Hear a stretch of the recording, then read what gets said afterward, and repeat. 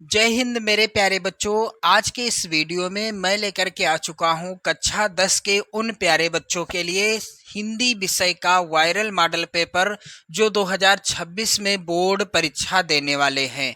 और इस viral model paper का मैं पूरा सॉल्यूशन दूंगा आज के इस वीडियो में। तो जितने भी मेरे प्यारे बच्चे 2026 में बोर्ड एग्जाम देंगे, आप इस वायरल मॉडल पेपर को जरूर तैयार कर लो, क्योंकि यही वायरल मॉडल पेपर आपकी बोर्ड परीक्षा 2026 में आएगा। मेरे प्यारे बच्चों, यहाँ पर आप अपना रोल नंबर लिखोगे, यहाँ पर आप अपना नाम लिखोगे। पेपर का कोड है 801 AZ। मेरे प्यारे बच्चों, समय आपको 3 घंटे 15 मिनट का मिलेगा। और यहाँ पर कुछ सामान्य निर्देश हैं, जैसे कि पहला है, प्रारंभ के 15 मिनट परीक्षार्थियों को प्रश्न पत्र पढ़ने के लिए निर्धारित हैं। दूसरा है, सभी प्रश्न अनिवार्य हैं। तीसरा है, यह प्रश्न पत्र 2 खंडों खंड आ एवं खंड बा में विभक्त है। पेपर 2 खंडों में विभक्त रहेगा, खंड आ में और खंड बा में। खंड आ में 1 अंक के बहुविकल्पीय प्रश्न हैं, जिनके सही उत्तर OMR उत्तर पत्रक पर नीले अथवा काले बाल पॉइंट कलम से सही विकल्प वाले गोले को पूर्ण रूप से काला करके चिन्हित करना है। मेरे प्यारे बच्चों, OMR सीट में आपको जेल पेन का प्रयोग नहीं करना है, बाल पॉइंट वाले पेन का प्रयोग करेंगे। आप पेन काला प्रयोग करते हैं तो बहुत अच्छी बात है। चलिए अगला है, खंड आ के प्रत्येक प्रश्न का निर्देश पढ़कर केवल प्रदत्त OMR उत्तर पत्रक पर ही उत्तर दीजिएगा। OMR उत्तर पत्रक पर उत्तर देने के पश्चात उसे नहीं काटें तथा इरेजर अथवा व्हाइटनर का प्रयोग भी ना करें। एक बार आपने जो भी गोला भर दिया सो भर दिया, उसको अब आप ना तो काटेंगे ना ही उसमें इरेजर या व्हाइटनर का प्रयोग करेंगे। प्रश्न के अंक उसके सम्मुख अंकित हैं। कौन सा प्रश्न कितने अंक का है, इसका भी विवरण देखने को मिलेगा। खंड बा में 50 अंक के वर्णनात्मक प्रश्न हैं, जिनका उत्तर आपको बोर्ड परीक्षा की कॉपी पर लिखना होगा। मेरे प्यारे बच्चों, खंड बा में सभी प्रश्नों के उत्तर एक साथ ही करिएगा। प्रथम प्रश्न से आरंभ कीजिएगा तथा अंतिम प्रश्न तक करते जाइएगा। जो प्रश्न ना आता हो उस पर समय आप अपना नष्ट नहीं करेंगे। मेरे प्यारे बच्चों, खंड आ के इन सभी बहुविकल्पी प्रश्नों को आप तैयार कर लेंगे, क्योंकि 2026 बोर्ड एग्जाम में यही प्रश्न आने हैं। ये 100% की गारंटी है। चलिए, पहला प्रश्न मेरे प्यारे बच्चों बहुत ही ज्यादा इंपॉर्टेंट है। कह रहा है, रस मीमांसा के लेखक हैं। रस मीमांसा के लेखक कौन है? यहाँ पर राइट आंसर क्या हो जाएगा? रस मीमांसा आचार्य रामचंद्र शुक्ल जी की रचना है। आचार्य रामचंद्र शुक्ल जी की प्रसिद्ध रचना चिंतामणि। बोर्ड परीक्षा में यहाँ से प्रश्न आ सकता है। चिंतामणि के लेखक कौन हैं? आचार्य रामचंद्र शुक्ल जी हैं।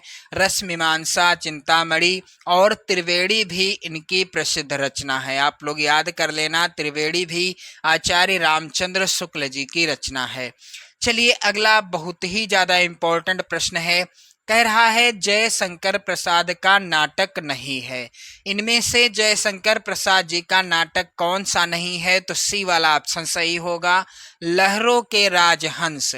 ये नाटक है किसका? मोहन राकेश जी का। मोहन राकेश जी की ये नाटक विधा पर आधारित रचना है। जयशंकर प्रसाद जी की रचना है चंद्रगुप्त, स्कंदगुप्त और ध्रुव स्वामिनी।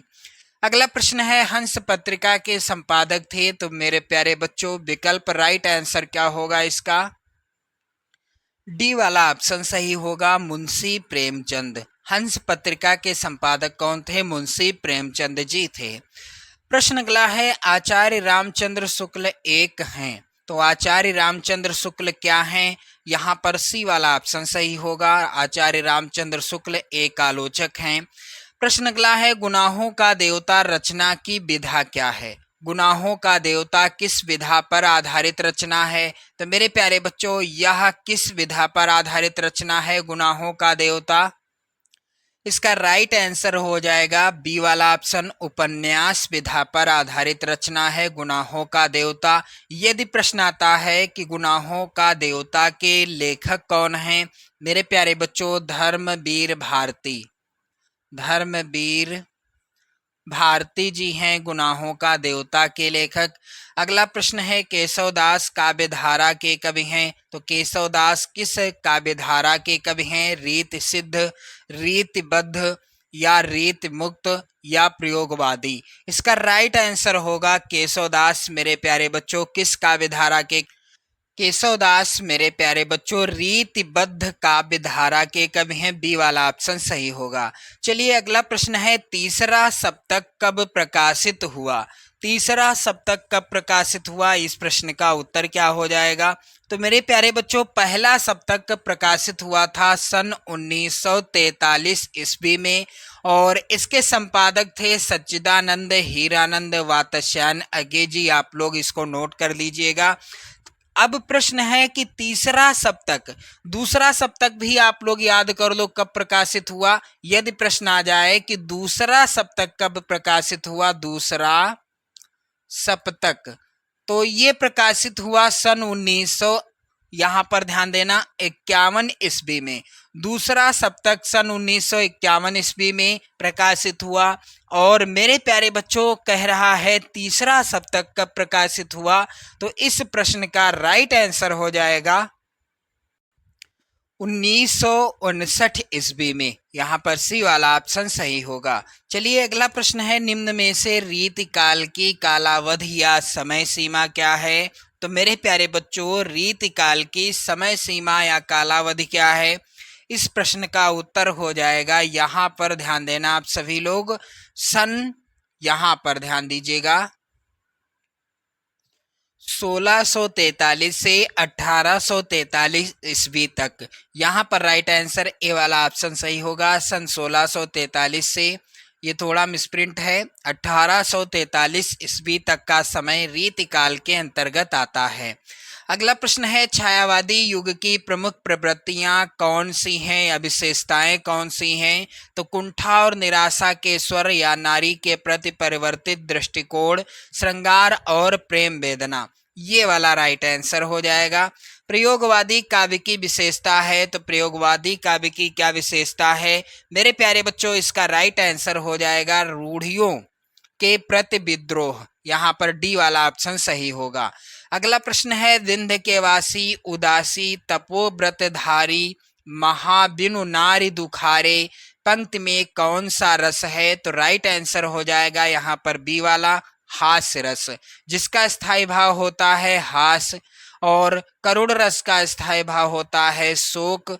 मेरे प्यारे बच्चों श्रृंगार रस का स्थायी भाव होता है रत यानी प्रेम। अगला प्रश्न है, उस काल मारे क्रोध के तन कांपने, यहाँ पर क्रोध के होगा, क्रोध के तन कांपने उनका लगा, मानो हवा के वेग से सोता हुआ सागर जगा। उपर्युक्त पंक्ति में कौन सा अलंकार है? तो एक चीज आप लोग याद कर लेना, मनु मानो, जनु जानो, मनहु जनहु आदि, ये उत्प्रेक्षा अलंकार के वाचक शब्द हैं, और ये जिस भी उदाहरण में होंगे वहां पर उत्प्रेक्षा अलंकार होगा। सोरठा छंद के पहले एवं तीसरे चरण में मात्राएं होती हैं, तो पहले और तीसरे चरण में मात्राएं होती हैं 11-11। सोरठा छंद के दूसरे और चौथे चरण में मात्राएं होती हैं 13-13। राइट आंसर है बी वाला ऑप्शन। चलिए अगला प्रश्न है, अनुरूप शब्द में प्रयुक्त उपसर्ग है, तो रूप क्या है? रूप है मूल शब्द, और अनु क्या है? ये है उपसर्ग, और इस तरह से मिलकर बन गया क्या? अनु रूप। तो अनुरूप में कौन सा जो है उपसर्ग है? तो यहाँ पर राइट आंसर सी वाला ऑप्शन होगा, अनु है। रामकृष्ण में कौन सा समास है? मेरे प्यारे बच्चों राम कृष्ण, राम और कृष्ण, पहला पद है राम और दूसरा पद क्या है? कृष्ण। दोनों पदों की क्या है? प्रधानता है, और जहां पर दोनों पदों की प्रधानता हो, दोनों की बराबर वैल्यू हो, वहां पर होता है द्वंद्व समास। ये हो गया राइट आंसर, सी वाला ऑप्शन। अगला प्रश्न है, समुद्र शब्द का पर्यायवाची शब्द नहीं है, इनमें से समुद्र का कौन सा पर्यायवाची शब्द नहीं है? तो सागर, पारावार, महीपति और जलधि। तो यहाँ पर राइट आंसर क्या होगा? इनमें से कौन है जो समुद्र का पर्यायवाची नहीं है? इसका राइट आंसर होगा महीपति। सी वाला ऑप्शन सही होगा। खेत का तत्सम रूप क्या है? तो खेत का तत्सम रूप सी वाला ऑप्शन सही होगा, क्षेत्र हो जाएगा। रचना के आधार पर वाक्य के कितने भेद होते हैं? तो मेरे प्यारे बच्चों, रचना के आधार पर वाक्य के कितने भेद होते हैं? 3 होते हैं या 8 होते हैं? इस प्रश्न का राइट आंसर क्या होगा? आप लोग बिल्कुल अच्छे से समझेंगे इस प्रश्न का उत्तर। रचना के आधार पर वाक्य के 3 भेद होते हैं। यहाँ पर 2 हैं विकल्प, मिसप्रिंट हैं, लेकिन राइट आंसर 3 ही होगा। चलिए यहाँ पर ध्यान दें। तुमसे सोया नहीं जा सकता वाक्य में वाच्य क्या है? मेरे प्यारे बच्चों, यहाँ पर है कर्मवाच्य, बी वाला ऑप्शन सही होगा। अगला प्रश्न है, भाववाच्य में प्रधानता होती है। तो भाववाच्य में किसकी प्रधानता होती है? इस प्रश्न का उत्तर क्या हो जाएगा मेरे प्यारे बच्चों? भाववाच्य में प्रधानता होती है क्रिया की। यहाँ पर सी वाला ऑप्शन सही होगा। इस तरह से 20 बहुविकल्पी प्रश्न आएंगे, प्रत्येक प्रश्न 1 नंबर का होगा और इस तरह से 20 नंबर आपके ये पूरे क्लियर हो गए। चलिए अब बारी है खंड बा की। अब खंड बा किस तरह के प्रश्न आएंगे? और ये होगा 50 अंकों का। अब यहाँ पर देख लो आप सभी लोग, प्रश्न है पहला, निम्नलिखित गद्यांश पर आधारित 3 प्रश्नों का उत्तर दीजिए। पहला जो गद्यांश है ये बहुत ही ज्यादा इंपॉर्टेंट है। 6 नंबर का प्रश्न आएगा गद्यांश पर आधारित।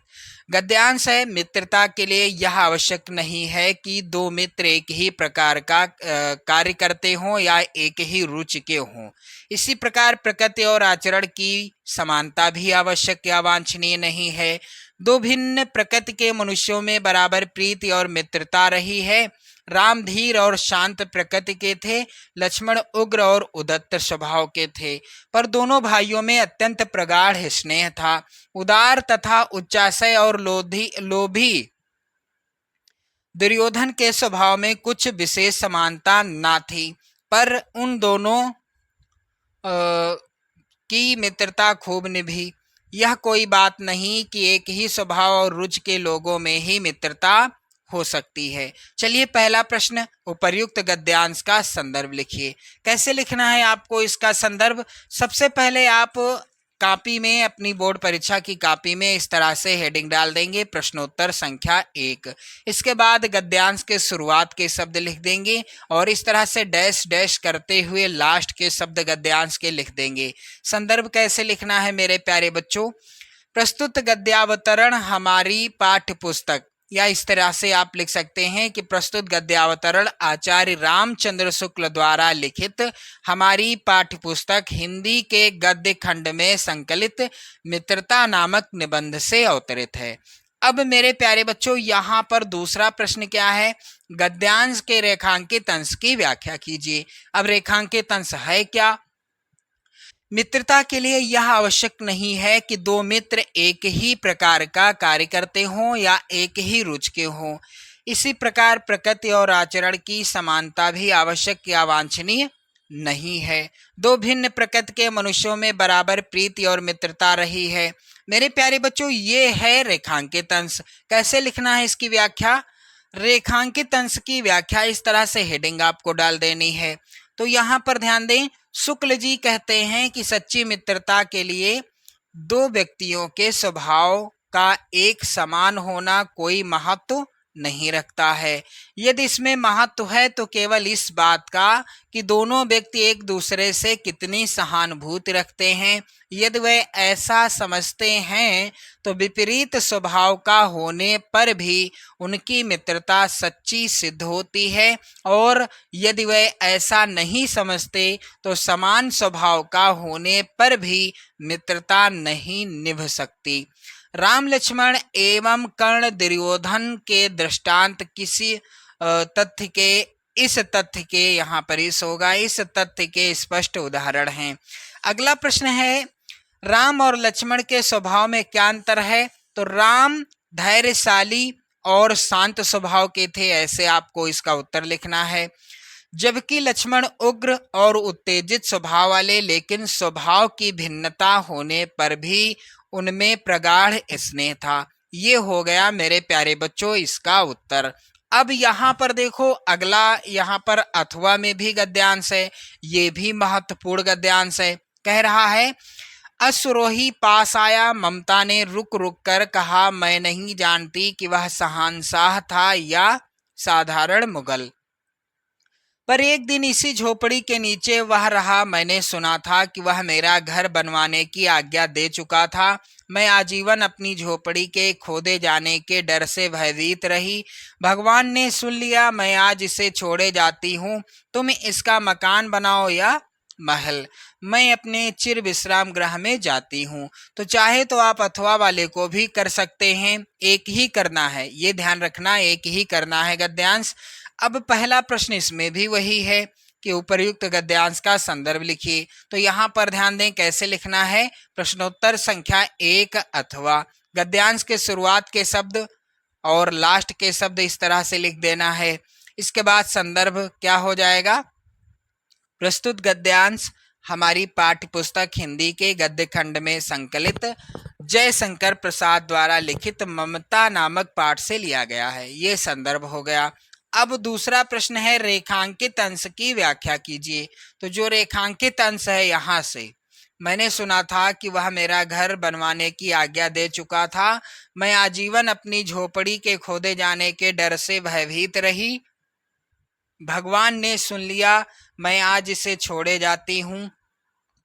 तुम इसका मकान बनाओ या महल, मैं अपने चिर विश्राम गृह में जाती हूँ। ये रेखांकित अंश है। अब इसकी व्याख्या कैसे लिखना है मेरे प्यारे बच्चों। सबसे पहले तो आप गद्यांश के शुरुआत के शब्द लिख देना, इस तरह से डैश डैश कर देना, लास्ट के शब्द लिख देना।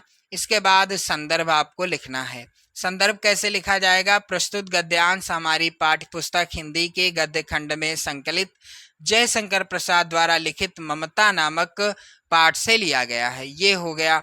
अब यहाँ पर ध्यान दो आप लोग, रेखांकित अंश जो है यहाँ पर, ये है रेखांकित अंश। अब इसकी व्याख्या क्या होगी। रेखांकित अंश की व्याख्या, जयशंकर प्रसाद जी कहते हैं कि ममता ने अश्वरोही को बुलाकर उससे कहा कि उस व्यक्ति ने मेरे घर का नवनिर्माण कराने का आदेश अपने एक अधीनस्थ को दिया था। मैं अपनी पूरी जिंदगी में इस भय से भयभीत रही कि कहीं मैं अपने इस मामूली घर से भी बेघर ना हो जाऊं, लेकिन ईश्वर ने मेरी प्रार्थना सुन ली और मुझे जीवित रहते बेघर होने से बचा लिया। आज मैं इस घर को छोड़कर जा रही हूं, अर्थात अब मेरे जीवन का अंत समय निकट आ गया है। आज मैं इस घर को छोड़कर जा रही हूं और अब तुम यहाँ पर मकान बनाओ या महल, मुझे कोई चिंता नहीं, क्योंकि अब मैं अपने उस घर में जा रही हूँ जहाँ मुझे अनंत काल तक विश्राम प्राप्त होगा। ये हो गया गद्यांश। अब यहाँ पर एक और प्रश्न है, यानी रेखांकित अंश की व्याख्या आपको बता दी मैंने। शहंशाह शब्द किसके लिए प्रयोग किया गया है। तो ये इसका उत्तर क्या हो जाएगा। प्रस्तुत गद्यांश में शहंशाह शब्द मुगल सल्तनत के बाबर के पुत्र और अकबर के पिता हुमायूं के लिए प्रयोग किया गया है। दूसरा प्रश्न है मेरे प्यारे बच्चों, निम्नलिखित में से किसी एक पद्यांश पर आधारित सभी प्रश्नों का उत्तर दीजिए। पद्यांश है पहला, 6 नंबर का पद्यांश आएगा। बहुत ही ज्यादा इम्पोर्टेंट पद्यांश है आपकी बोर्ड परीक्षा के लिए। मानुष हो तो वह हीरस खानी, बसो ब्रज गोकुल गांव के ग्वारन, जो पशु हो तो कहाँ बस मेरो, चरो नित नंद की धेनु मझारन, पाहन हो तो वही गिरि को, जो धर्यो कर छत्र पुरंदर धारन, जो खग हो तो बसेरो करो, नीलिद कालिंदी कूल कदम्ब की डारन। इस पद्यांश का पहला प्रश्न है, उपर्युक्त पद्यांश का संदर्भ लिखिए। कैसे लिखना है आप सभी को इसका संदर्भ। सबसे पहले आप क्या करेंगे, सबसे पहले आपको पद्यांश के शुरुआत के शब्दों को लिख देना है इस तरह से, और लास्ट के शब्दों को लिख देना है प्रश्नोत्तर संख्या 2 डालकर।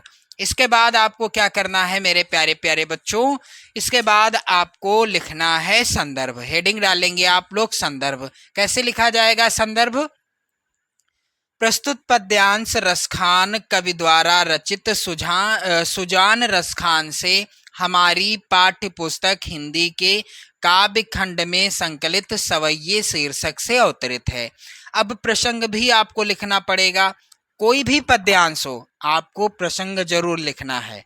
इस पद में रसखान ने पुनर्जन्म में विश्वास व्यक्त किया है और अगले जन्म में श्री कृष्ण की जन्मभूमि ब्रज में जन्म लेने एवं उनके समीप ही रहने की कामना की है। अब अगला है प्रश्न, रेखांकित अंश की व्याख्या कीजिए। तो मैं पूरे पद्यांश की आपको व्याख्या बताऊंगा ताकि कोई भी अंश रेखांकित हो आप अच्छे से कर लो। तो पूरे पद्यांश की व्याख्या आप यहाँ पर समझेंगे। रसखान कवि कहते हैं कि हे भगवान, मैं मृत्यु के बाद अगले जन्म में यदि मनुष्य के रूप में जन्म प्राप्त करूं तो मेरी इच्छा है कि मैं ब्रज भूमि में गोकुल के ग्वालों के मध्य निवास करूं। यदि मैं पशु योनि में जन्म ग्रहण करूं, यानी मेरा जन्म यदि पशु की योनि में होता है तो जिसमें मेरा कोई वश नहीं है, फिर भी मेरी इच्छा है कि मैं नंद जी की गायों के बीच विचरण करता रहूं। यदि मैं अगले जन्म में पत्थर ही बना, यानी यदि मैं अगले जन्म में पत्थर बना तो भी मेरी इच्छा है कि मैं उसी गोवर्धन पर्वत का पत्थर बनूं जिसे आपने अर्थात श्री कृष्ण ने इंद्र का घमंड चूर करने के लिए और जलमग्न होने से गोकुल ग्राम की रक्षा करने के लिए अपनी अंगुली पर छाते के समान उठा लिया था। यदि मुझे पक्षी योनि में भी जन्म लेना पड़ा, रसखान कवि कहते हैं कि यदि मैं पक्षी की योनि में जन्म लेता हूं तो भी मेरी इच्छा है कि मैं यमुना नदी के किनारे स्थित कदम्ब वृक्ष की शाखाओं पर ही निवास करूं। अगला प्रश्न है इस पद्यांश का, इस पद में कालिंदी कूल तथा पाहन क्या है? तो इसका उत्तर क्या हो जाएगा?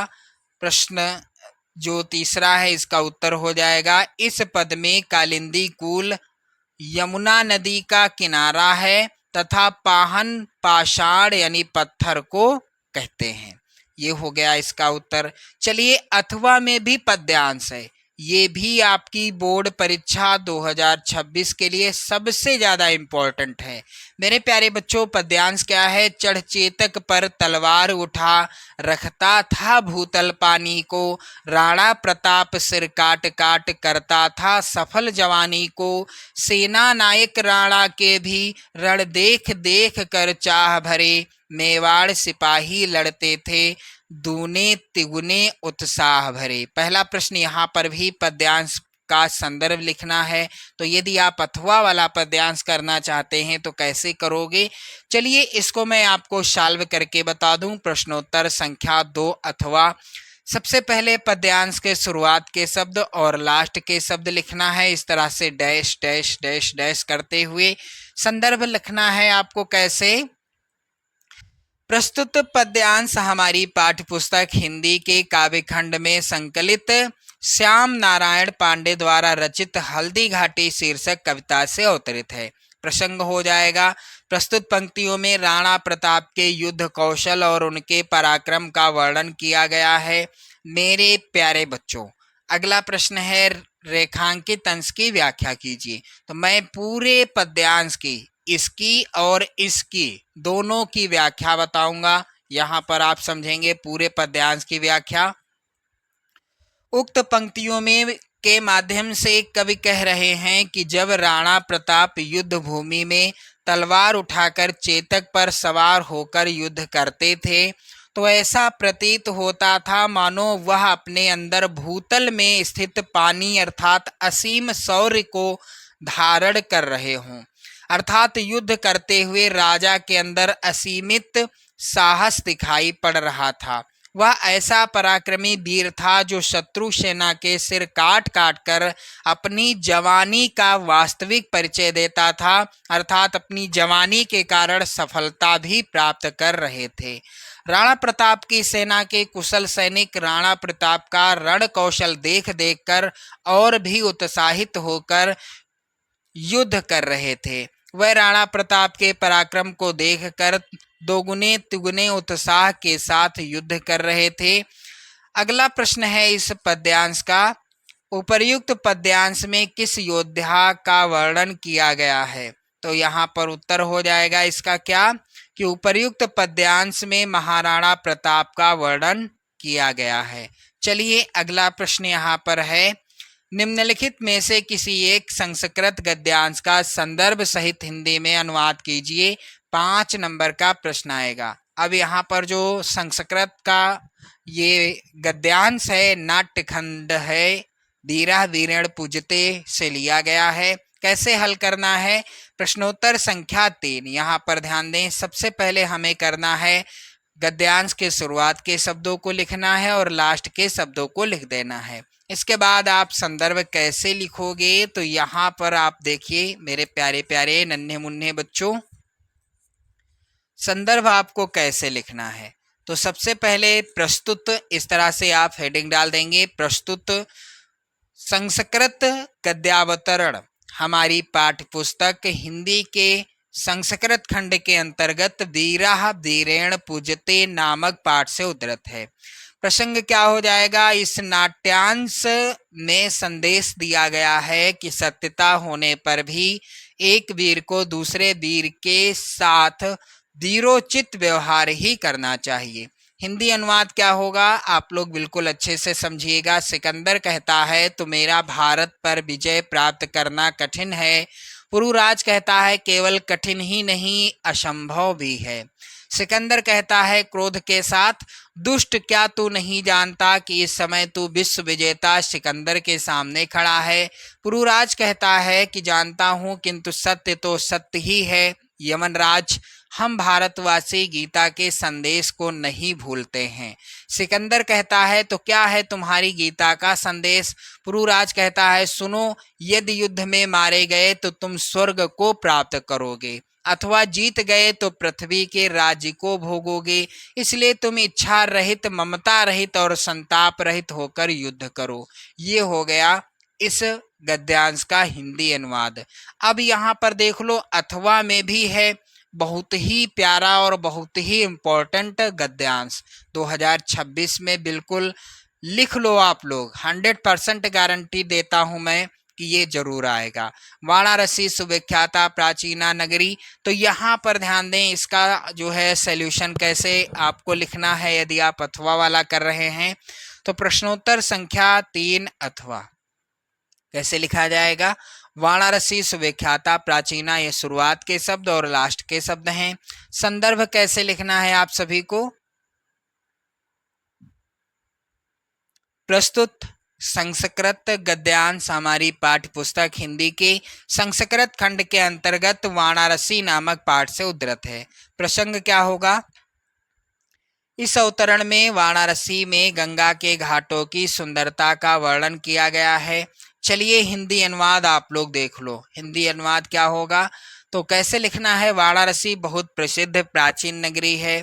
यह स्वच्छ जल तरंगों वाली गंगा के किनारे पर स्थित है। इसके घाटों की गोलाकार पंक्ति सफेद चांदनी में बहुत शोभित होती है। असंख्य यात्री दूर दूर देशों से यहाँ आते हैं और इसके घाटों की शोभा देखकर इसकी बहुत प्रशंसा करते हैं। मेरे प्यारे बच्चों, अगला प्रश्न इस मॉडल पेपर का, यहाँ पर ध्यान देना आप लोग।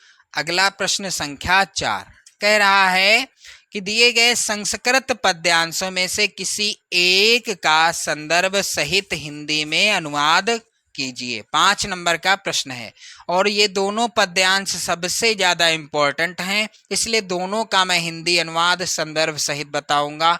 2026 के लिए जरूर तैयार कर लेना इनका हिंदी अनुवाद संदर्भ सहित। चलिए ध्यान दें, पहला है 5 नंबर का, तो ये प्रश्न आना है। पहला है अपदो दूरगामी चा साक्षरो नाचा पंडिता अमुखा स्फुट वक्ता चा योजानात सह पंडिता। मेरे प्यारे बच्चों, कैसे लिखना है आप सभी को इसका जो है हिंदी अनुवाद। सबसे पहले तो आप पद्यांश के शुरुआत के शब्द लिख लेना, इस तरह से प्रश्नोत्तर संख्या 4, और लास्ट के शब्द लिख लेना। संदर्भ कैसे लिखना है, प्रस्तुत श्लोक हमारी पाठ्य पुस्तक हिंदी के संस्कृत खंड के अंतर्गत प्रबुद्धो ग्रामीणा नामक पाठ से उद्धृत है। हिंदी अनुवाद क्या होगा, बिना पैरों का है किंतु दूर तक जाता है, साक्षर है यानी अक्षर युक्त है किंतु पंडित नहीं है, मुख विहीन यानी मुख नहीं है फिर भी स्पष्ट बोलता है, इसे जो जानता है वही पंडित है। ये हो गया इसका हिंदी अनुवाद। दूसरा है सर्वे भवन्तु सुखिनः सर्वे सन्तु निरामयाः सर्वे भद्राणि पश्यन्तु मा कश्चित् दुख भाग भवेत्। तो आपको क्या करना है, सबसे पहले प्रश्नोत्तर संख्या डाल देना आप लोग यदि आप अथवा वाला कर रहे हैं, फिर पद्यांश के शुरुआत के और लास्ट के शब्द लिख देना।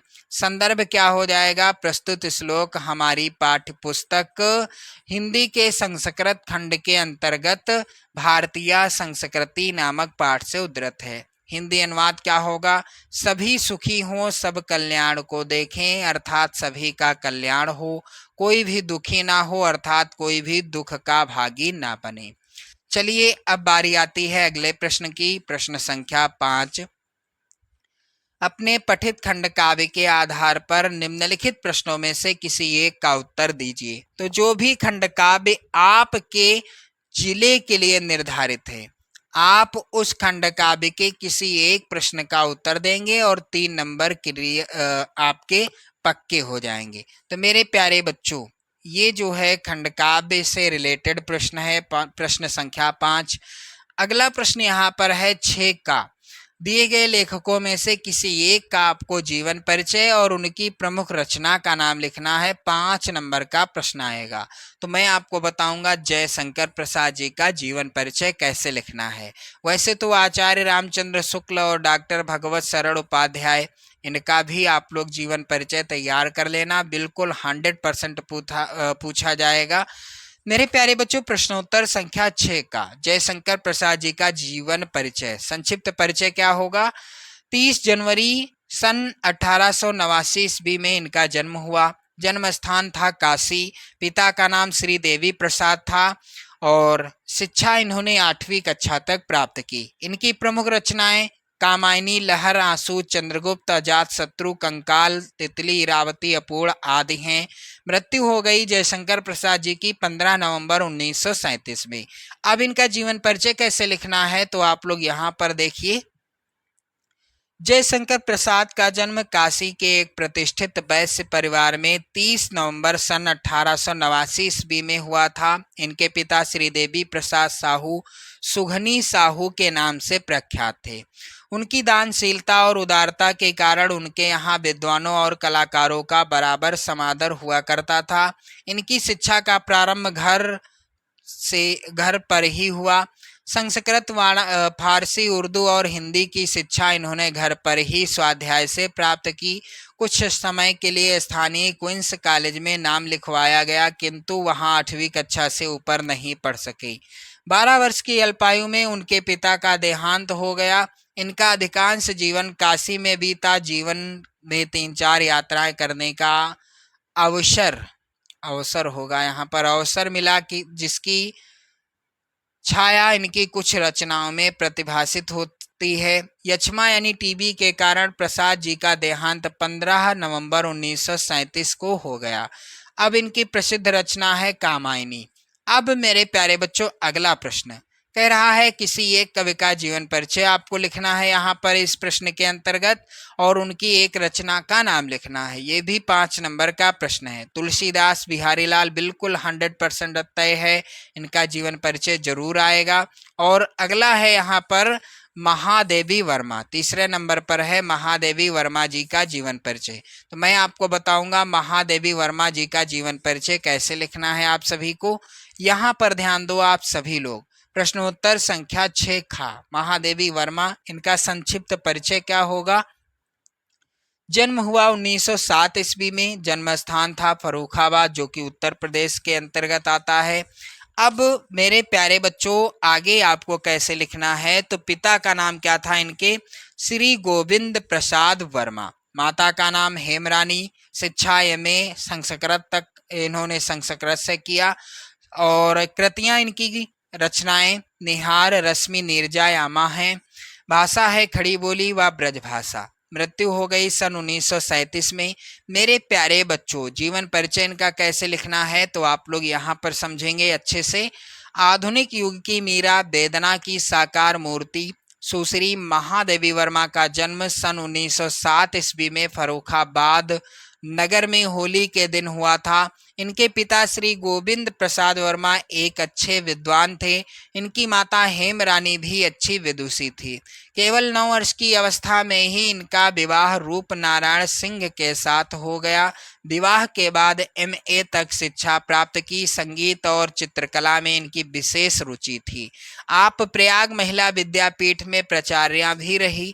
उत्तर प्रदेश सरकार ने इन्हें विधान परिषद की सदस्य नियुक्त कर सम्मानित किया। भारत के राष्ट्रपति ने इन्हें पद्मश्री की उपाधि से सुशोभित किया। हिंदी साहित्य सम्मेलन ने इन्हें नीरजा पर 500 रुपये का सक्सरिया पुरस्कार तथा यामा पर 1200 का मंगला प्रसाद पारितोषिक देकर सम्मानित किया। पति द्वारा परित्यागता होने के कारण इनका जीवन वेदना में रहा और वेदनामय होगा। इन्होंने चांद नामक पत्रिका का संपादन भी किया। इन्हें ज्ञानपीठ पुरस्कार से भी सम्मानित किया गया। 11 सितंबर 1987 को महादेवी जी का स्वर्गवास हो गया। इनकी प्रसिद्ध रचना का नाम है दीप शिखा। चलिए अगला प्रश्न यहाँ पर ध्यान दें आप लोग। कह रहा है अपनी पाठ्य पुस्तक में से कंठस्थ कोई एक श्लोक लिखना है जो इस प्रश्न पत्र में ना आया हो। 2 नंबर का प्रश्न है। तो मॉडल पेपर के अनुसार मैं आपको बता रहा हूं इस प्रश्न का उत्तर, क्योंकि ये श्लोक जो है यहाँ पर प्रश्नोत्तर संख्या 7, आप लोग ध्यान दें। मरणम मंगलम यत्र विभूतिश्च विभूषणम कौपीनम यत्र कौशेयम सा काशी के नियते। ये श्लोक इस मॉडल पेपर में नहीं पूछा गया है। चलिए अगला प्रश्न है। निम्नलिखित प्रश्नों में से किन्हीं 2 प्रश्नों का उत्तर संस्कृत में आपको देना है। 2 नंबर का ये प्रश्न आएगा। तो विद्या केन वर्धते, इसका उत्तर क्या होगा? विद्याभ्यासेन वर्धते, यानी विद्या अभ्यास से बढ़ती है। चंद्रशेखरः कः आसीत्, ये सभी प्रश्न आप तैयार कर लो, क्योंकि 2026 के लिए सबसे ज्यादा इम्पोर्टेंट हैं। दूसरा है चंद्रशेखरः कः आसीत्, तो इसका उत्तर हो जाएगा चंद्रशेखरः एकः प्रसिद्धः क्रांतिकारी देशभक्ता च आसीत्। और तीसरा है यहाँ पर पदेन बिना किम दूरम यात, यदि यानी बिना पैरों के कौन दूर तक चला जाता है, तो इसका उत्तर हो जाएगा पदेन बिना पत्रम दूरम याते। अगला है कुत्र मरणम मंगलम भवत, यानी कहाँ मरने से मंगल होता है, तो इसका उत्तर होगा वाराणस्याम मरणम मंगलम भवत, यानी वाराणसी में मरने से मंगल होता है। अगला है प्रश्न, निम्नलिखित में से किसी एक विषय पर निबंध लिखिए। 7 नंबर का प्रश्न आएगा। तो यहाँ पर जितने भी विषय हैं आपकी बोर्ड परीक्षा 2026 के लिए 100% इम्पोर्टेंट हैं। आप जो है इसको क्या करेंगे, इन विषयों पर निबंध जरूर तैयार कर लेंगे। पहला है स्वदेश प्रेम या देश प्रेम, दूसरा है विज्ञान अभिशाप या वरदान, और तीसरा है प्रदूषण की समस्या, चौथा है जल ही जीवन है, पांचवा है नारी सशक्तिकरण। मेरे प्यारे बच्चों, अब मैं आपको बताऊंगा विज्ञान अभिशाप या वरदान पर निबंध कैसे लिखना है। तो सबसे पहले प्रश्नोत्तर संख्या विज्ञान वरदान या अभिशाप हेडिंग डाल देंगे। रूपरेखा के अंतर्गत प्रस्तावना विज्ञान वरदान के रूप में, विज्ञान अभिशाप के रूप में, और उपसंहार। तो प्रस्तावना के अंतर्गत क्या लिखना है आप सभी को? आज का युग वैज्ञानिक चमत्कारों का युग है। मानव जीवन के प्रत्येक क्षेत्र में आज विज्ञान ने आश्चर्यजनक क्रांति ला दी है। मानव समाज की सारी गतिविधियां आज विज्ञान से परिचालित हैं और दुर्जय प्रकृति पर विजय प्राप्त कर आज विज्ञान मानव का भाग्य विधाता बन बैठा है। अज्ञात रहस्यों की खोज में उसने आकाश की ऊंचाइयों से लेकर पाताल की गहराइयों तक नाप दी हैं और उसने हमारे जीवन को सभी ओर से इतना प्रभावित कर दिया है कि विज्ञान शून्य विश्व की आज कोई कल्पना तक नहीं कर सकता। इस स्थिति में हमें सोचना पड़ता है कि विज्ञान को वरदान समझा जाए या अभिशाप। अतः इन दोनों पक्षों पर समन्वित दृष्टि से विचार करके ही किसी निष्कर्ष पर पहुंचना उचित होगा। तो विज्ञान वरदान के रूप में आधुनिक मानव का संपूर्ण पर्यावरण विज्ञान के वरदानों के आलोक से आलोकित है। प्रातः जागरण से आधुनिक मानव का संपूर्ण जो है पर्यावरण किससे आलोकित है? विज्ञान के वरदानों से।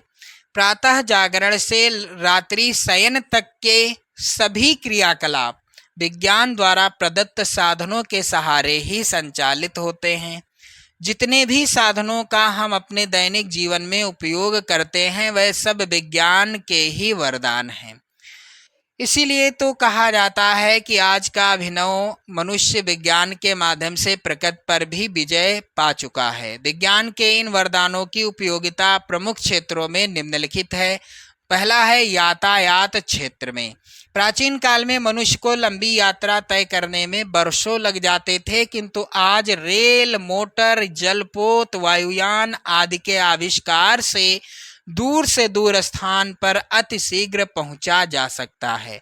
यातायात और परिवहन की उन्नति से व्यापार का भी काया पलट हो गया है। दूसरा है संचार के क्षेत्र में। बेतार के तार ने संचार के क्षेत्र में क्रांति ला दी है। आकाशवाणी, दूरदर्शन, दूरभाष, टेलीफोन, मोबाइल फोन आदि की सहायता से कोई भी समाचार क्षण भर में विश्व के एक छोर से दूसरे छोर तक पहुंचाया जा सकता है। कृत्रिम उपग्रहों ने इस दिशा में और भी चमत्कार कर दिए हैं। तीसरा है दैनंदिन जीवन में विद्युत के आविष्कार ने मनुष्य की दैनंदिन सुख सुविधाओं यानी प्रतिदिन की सुख सुविधाओं को बहुत बढ़ा दिया है। वह हमारे कपड़े धोती है। कौन?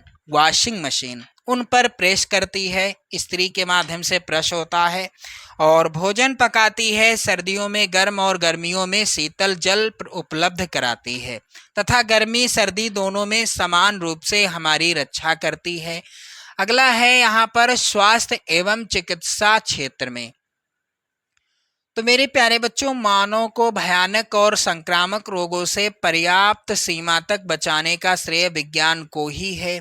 एक्सरे, अल्ट्रासाउंड टेस्ट, कैंट स्कैन आदि परीक्षणों के माध्यम से शरीर के अंदर के रोगों का पता सरलता पूर्वक लगाया जा सकता है। यही नहीं, विज्ञान से नेत्रहीनों को नेत्र, कर्णहीनों को कान और अंगहीनों को अंग देना भी संभव हो सका है। अगला है औद्योगिक क्षेत्र में। तो भारी मशीनों के निर्माण ने बड़े बड़े कल कारखानों को जन्म दिया है, जिससे श्रम, समय और धन की बचत के साथ साथ प्रचुर मात्रा में उत्पादन संभव हुआ है। इससे विशाल जनसमूह को आवश्यक वस्तुएं सस्ते मूल्य पर उपलब्ध कराई जा सकी हैं। और अगला है कृषि के क्षेत्र में विज्ञान ने क्या वरदान दिए। तो लगभग 130 करोड़ से अधिक की जनसंख्या वाला हमारा देश आज यदि कृषि के क्षेत्र में उत्तम बीज कृषि के क्षेत्र में आत्मनिर्भरता की ओर अग्रसर हो सका है, तो यह भी विज्ञान की ही देन है।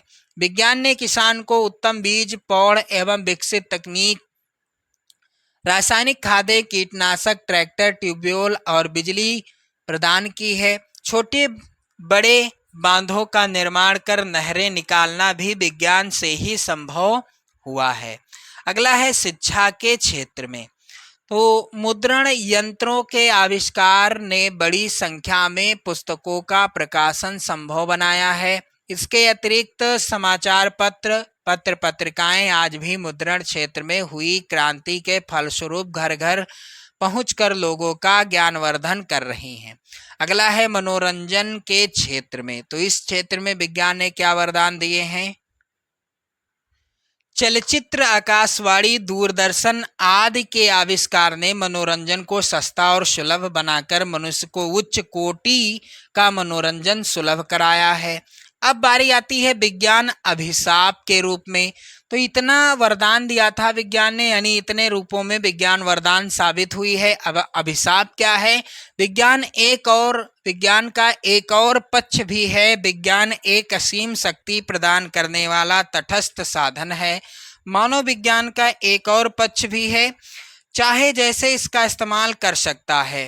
मानव विज्ञान का चाहे जैसे इसका इस्तेमाल कर सकता है। सभी जानते हैं कि मनुष्य में दैवी प्रवृत्ति भी है और आसुरी भी, यानी देवता के समान सोच भी है और असुरों के समान भी। सामान्य रूप से जब मनुष्य की दैवी प्रवृत्ति प्रबल रहती है तो वह मानव कल्याण के कार्य करता है, परंतु किसी भी समय मनुष्य की आसुरी प्रवृत्ति प्रबल होते ही कल्याणकारी विज्ञान एकाएक प्रबलतम विध्वंसक एवं संहारक शक्ति का रूप ग्रहण कर सकता है।